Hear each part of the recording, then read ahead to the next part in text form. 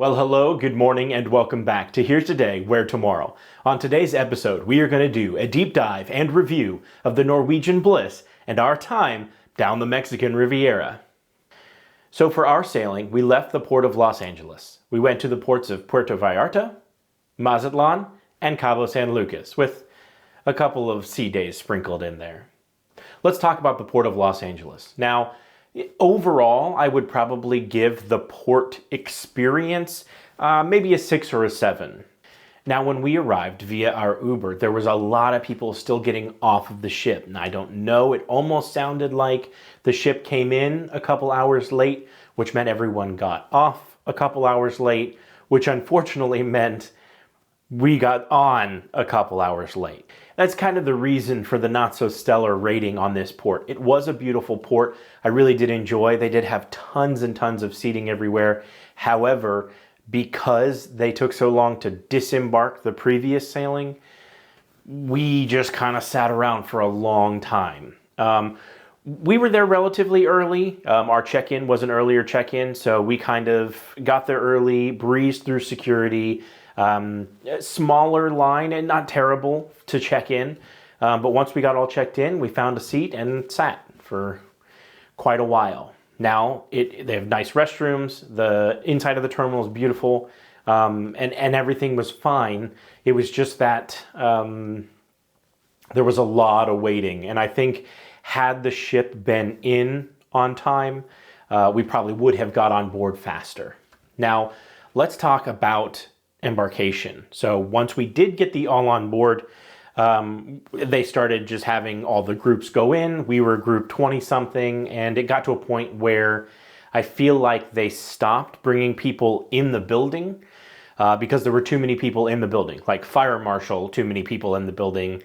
And so they just started kind of dumping everyone towards the ship so that then they could bring more people that were waiting outside the terminal. So I can't really fault the Port of LA for this because I think it was more of a Norwegian coming in late. So let's talk about Embarcation. Once we did check in and we did get the go-ahead to get on board, they took us straight to our muster station. Straight. I mean, it was literally, what is your muster station? And they split us off the moment we stepped on the ship, which I think is such a great thing. Everyone does it differently. And right now, this is probably the best. We went straight to our muster station. They checked us in. Here's a life jacket. It's how to use it. Come here in the event of emergency. Now go have fun. I absolutely loved that. Now, we kind of hung around a little bit right after that because we weren't able to go to the rooms just yet. However, once they did clear the rooms, we went to the rooms. Loved the room. Okay. It was an aft balcony. We love aft balconies. There is one tier above aft balcony, and that's a forward-facing balcony, and most ships don't have forward-facing balconies. The Carnival XL class, XL, EXCEL, we excel at something. It's not extra large, okay? I see that all the time. People put extra large, and it's not extra large. It's the XL class, like the top. This class excels at what it does. Anyways, so on the Carnival Celebration, Mardi Gras, Jubilee, whatever the next one's coming out, they all have forward-facing balconies, and that was the most amazing. But on this Norwegian Bliss, we were in a aft-facing balcony. I did a ton of research to find out exactly what floor would be the best. I feel like we were at such a great height where we weren't too close to the public deck, but we weren't too high up to be really far away. So I felt like our room was really wonderful. Obviously, it's a balcony. It had the couch, which converts to the bed. So for Madison, that was absolutely perfect. The layout of the bathroom was good. The storage was great. I feel like it was a great room for the three of us. If it was just a couple, having that couch there is awesome. And if you were cruising solo, then you got more space than you ever know what to do with. Now let's talk about the ship. So this is a Breakaway Plus class ship. The Breakaway I had been on before, and then this Bliss is the Breakaway with a bunch of extras. And I feel like the bunch of extras were just stuffed into places that had the space. there was a lot of things on the ship that would have been fun to do if they were open, and unfortunately due to high winds or weather or etc., we weren't able to do. It rained on more than half of our cruise, so even some of the ports we didn't quite get to experience, let alone some of the outdoor areas on the ship, like the go-kart track or the laser tag, things like that. We didn't really get to enjoy those. Personally for me, I felt like the Breakaway was set up better than the Bliss. John, I know you're going to be upset about that because you love the Bliss a lot.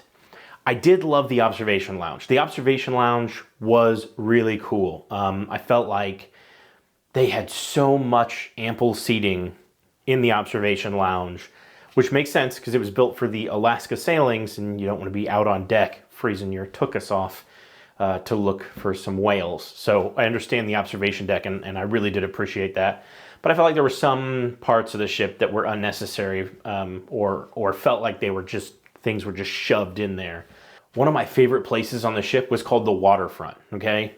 Absolutely no one was there. There was never a time where anyone was sitting at a couch close to us. It was a great place to just hang out. That wasn't our balcony. Our balcony never saw a sunset. We saw a couple of sunrises, but I don't think we ever were facing a sunset. So we would go to the waterfront area, and that was on the side of the ship. And it was beautiful out there. It was quiet and it was peaceful, especially at night. You know, the stars and stuff like that. It was absolutely gorgeous. It was raining. Like I said, it rained a lot, and that area was so recessed under an overhang that you never got wet. So like it could be raining and you could still be sitting there enjoying the waterfront. So that was probably one of my favorite, aside from the aft balcony and watching all of the power of the ship that you get with an aft balcony. That was probably my favorite part of the ship. I'm going to take this time to invite you to subscribe if anything I say brings any value to you. I really do appreciate all the likes and the subscribes, the community that's come together, the comments that we get on these videos. I see them all, I comment them on them all, and I really do appreciate it. I absolutely love cruising, and I hope you do as well. Let's talk about the ports of call. So we went, like I said, we went to Puerto Vallarta, Mazatlan, Cabo San Lucas. The sun only shined during Cabo. That was our favorite stop. It was beautiful. We didn't do, like, we literally took the tender in, found a bar along the marina and had some ceviche and hung out. And then we got back on the ship and it was beautiful. It was wonderful. Puerto Vallarta, it rained, and it was raining so hard that like we got off the ship and immediately got back on because it started pouring down rain. So we didn't do anything in Puerto Vallarta. Mazatlan, we did a topless bus tour, but it also rained. So like, thankfully, it only like lightly sprinkled. It wasn't like actually hardcore raining because that would have been miserable because it was a topless bus. It didn't have a top. We weren't topless. It was a bus that didn't have a top on it. So don't get it twisted. But it was fun. Mazatlan was fun. It just wasn't the best weather. It was, you know, dark and dreary and stuff like that. But we still had a great time. Staff, I really enjoyed the staff. They were very friendly. They loved engaging with Madison. We had a couple of the staff, Jean, and I can't remember the other guy's name. Both of them were in food service, so we saw them at the restaurants, which I don't know if you can tell, but we like to eat, so we in the restaurants a lot, you know. But there was another guy who was kind of like a manager. He and Madison, they had a special handshake and they were just hitting it off the whole time. So a lot of people engaged with Madison. On the flip side of that, it was almost like they were understaffed to a degree. And so there was a lot of times where I ordered 4 items and only received 3, and we never got another round of drinks. We never got our desserts, and we would just sit there and wait and wait and wait, and we just, well, let's go up to the buffet, you know, kind of thing. So I don't know. I feel like that was a miss, but I never felt wronged by the staff. They just felt like they were working a lot. Another thing is the entertainment. So let's talk about the entertainment. There were 2 major shows on board. They did Jersey Boys and Six, the musical. We went and saw Six, and it was amazing. I still to this day, so I have done Carnival, like a lot of Carnival. I've done quite a few MSCs, Norwegian a few, and now I've done Princess. Hands down, the best show I ever saw was a Norwegian show on the breakaway called Burn the Floor. Amazing. 6 was great, was super awesome. A live band, all female live band and all female ensemble, okay? No chorus, no background singers, no background dancers, just this amazing cast and amazing musicians, loud and proud, great costume design. It was so good. We unfortunately didn't see Jersey Boys.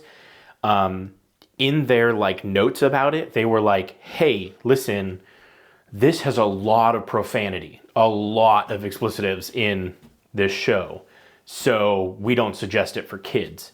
And I go on vacation with my family because I love my family, so I'm not going to just ditch my kid to go watch a show. I like hanging out with my kid, so we didn't go, unfortunately. So I kind of missed that, but that's okay. Other than that, there was a lot of music around the ship, a lot of live bands. The pool always had this like little live band in the corner next to the main pool, which was awesome. They were always jamming out. So I think overall the entertainment staff, the kind of cruise director and their team, they were always engaging. They were always around. On one note though, I felt like there were certain times where nothing was going on. I often found myself kind of confused. I'd go out on deck at 7:30, 8 o'clock at night, and there's nothing. There's no music. There's not a movie. There's nothing going on. It is a completely empty pool deck. It was nice sometimes because you didn't just have this constant barrage of music, but I figured 8:30, 9 o'clock on most nights of a cruise ship, there's a dance party, there's a DJ playing music at the pool or something. So it was weird because it felt like there was all this entertainment, but then sometimes there was none at all. And the atrium always had some game show, trivia, blah, blah, blah going on. For the most part, there was always something happening there. So let's talk about one of my favorite things, food. Yes, food. I find Norwegian to have great food options. Their specialty dining restaurants are very good. Most of their packages, so for example, when you book with Norwegian, sometimes you'll get what they call free at sea, where you will have a free drink package or a free specialty dining package, limiting to 2, or whatnot. Or you'll have free internet or free spa or something like that. So you kind of get to pick and choose some of the free experiences that you want to do. One of the things that we got free at sea was our specialty dining. So we did go to La Cucina, and by far, that is my favorite, probably my top favorite specialty dining restaurant that I have done. Now, I did really enjoy on the breakaway, they had Moderno, which was their steakhouse, their Brazilian steakhouse. Moderno. Okay, that was for Becca from P&B's Wide World of Ports. Love you, miss you, Becca. But on the breakaway, they had Moderno. They didn't have the Brazilian steakhouse on the Bliss. But we did do La Cucina, and I loved La Cucina, the Italian restaurant. Very, very, very good. One of my favorite specialty dinings at sea that I've done. Aside from teppanyaki is always such a fun experience. I've done it on many ships, including the Bliss. We had a great time. Madison was in kind of a mood, so I don't know what that was about. I think she was just really tired because I think we did it on like night 1 or 2 or something like that. So I think she just was overly tired, but it was really great. Aside from that, the buffet, tons and tons of food, pretty good layout. One thing I love about Norwegian at their buffet, every table and the buffet has your utensils right there. So like you don't have to go hunting for utensils and stuff. And like as a parent who's getting food for their child or for their wife or whatever, I have to have 2 plates and I only have 2 hands. So if I also have to grab a bunch of silverware and I'm sticking knives in my pockets to try and hold it all because I have to hold my daughter's plate because she's 4 and can't feed herself buffet, she can't serve herself. So I appreciate the like, hey, ketchup, utensils, salt, sugar, it's all on the table. Don't worry about that. We got you there. I love that. So that was really, really good. They had hand scooped ice cream at the buffet, which I thought was great. They had 8 flavors. They changed every day. You could, give me this, scoop of this, a scoop of that, a scoop of this, a scoop of this. Here's a bowl. And then they had this whole setup, the sprinkles and nuts and toppings and caramel and all this stuff. That's the way it should be. Okay. That's the way it should be. You can have your gelato. You can have your specialty gelato. That's fine. But when it comes to ice cream on a ship, that's the way it should be. The main dining room was great. Specialty dining was great. Or like having the local, that 24-hour eatery that, just having breakfast, lunch, and dinner there, having that kind of pub style grab food real quick type thing was, I think, such a great thing. There was never a time where I felt like the food repeated itself too much because there were so many options throughout the week from all the different restaurants that were all included, even without the specialty dining, which again, we did do the specialty dining because it came with the free at sea when we had booked. So really, really good food. Love the food on Norwegian. And then that comes to the debarkation process. It was fairly easy. A lot of people on that ship, so a lot of people getting off, but we buzzed right through disembarkation. We did check our luggage, so that was kind of waiting for us in the terminal, put it out the night before kind of thing. Theirs was very early though. That was something you got to be careful of, is how early the check luggage has to be out. I believe it was like 8:30 or something like that. No later than 8:30 or 9, where like most of them are like, if it's out there before 1, we'll get it. So a little early, but nonetheless, it was fine. So we did that, put the luggage out, checked the luggage, and then casually we got off. Now, this is probably one of the first times where we have gone to breakfast on the day of debarkation, waited around. Like, we were in no rush at all. Because our flight wasn't until later, and so we were not in a rush for that. So we flew out of Long Beach, and because they're a smaller airport, the airline of our choosing did not allow us to check in until 2 hours before the flight. So we didn't want to rush off the ship and get to the airport and then just have to sit there and wait. So we didn't. We waited on the ship forever. We went and had breakfast. And honestly, that was so awesome to have the freedom to just mosey on off the ship instead of, we gotta go, we gotta grab your bags, or we're holding our bags, because we checked our bags. I had my backpack with my camera gear in it. We're just moseying around. Oh, Madison, you want to do this? You want to do that? Let's just sit here and chill. Let's go get a drink. Let's hang out. And that was awesome. So super, super fun. Super easy debarkation. Did not have any problems. I don't feel like there was anything that stood out, that stood as a negative. I think the only problem we had that entire cruise, 2 things that stand out that were like, of the entire cruise. One, the ash on our balcony, because we were an aft-facing balcony. If the ship is going this way, the angle of the ship is like this. And so your balcony is tiered like a stair. And so as the ash comes and falls, it kind of gets sucked back into the back of the ship. And for some reason, on the last 2 days of our sailing, I don't know if the wind decided to change or whatever, our balcony was covered in soot and ash. And like, we went down to guest services, we asked them about it. They were like, yeah, we'll send somebody up. They sent somebody up. He like washed, swabbed the deck kind of thing, and wiped off all the chairs, wiped off the railings. And within an hour, it was covered in ash and soot again. So we kind of lost access to our balcony the last like day and a half, and which kind of sucked. So that was kind of a meh, but like, I don't know how you can really hold people accountable to that, to fixing it. And the second thing was kind of what I was talking about with the food.